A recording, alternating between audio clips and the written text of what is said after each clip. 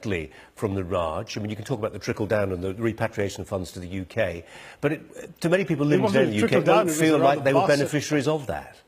There were vast sums that were sent here, Colin, to the UK, not a trickle. Vast sums in the billions in today's money, perhaps more. Some have calculated even higher sums. But I'm not here to talk money, because I think what's far more important is the moral case.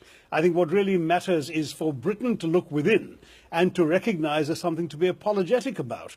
Justin Trudeau, the Prime Minister of Canada, apologised last year on the centenary of an incident in which a ship laden with Indian refugees fleeing the British was turned away from Vancouver port, and pretty much everybody on board came to a grisly end, either on the high seas or subsequently at British hands. And Trudeau, even though the Canadians didn't actually kill anybody themselves, and even though that was also 100 years ago, did apologise. To my mind, I think just taking collective responsibility is a moral step that the British have simply not contemplated after 200 years of profiting from their empire. And I think it's sad. We just celebrated the centenary, or commemorated the centenary of the First World War in these last few years. It's still going on, really, till 2018. Do you know that a million Indians fought under arms for the British side? Do you know it was largely Indian soldiers that stopped the German advance at Ypres at the beginning of the war? Do you know that India supplied pack animals, food, clothing, rations, even rail lines ripped out of the ground in India and sent off to aid the war effort?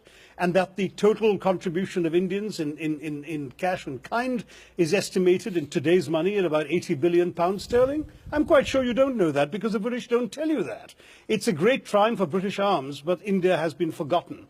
I drove past a statue in London to animals that participated in the war. There is no statue to the Indians who've done this for Britain. I think at some point the British really ought to look back at their 200 years, not through the rose-tinted spectacles with which you see these gauzy, romanticized television soap operas about India, but look back at the reality, not just the financial reality, the reality in terms of human lives that were affected and transformed because of the colonial enterprise, and then decide if there is something worth apologizing for. I believe there is. Shashi Tharoor is author of Inglorious Empire, What the British Did to India. Shashi, very good to talk to you. Thanks a lot. Thank you, Colin.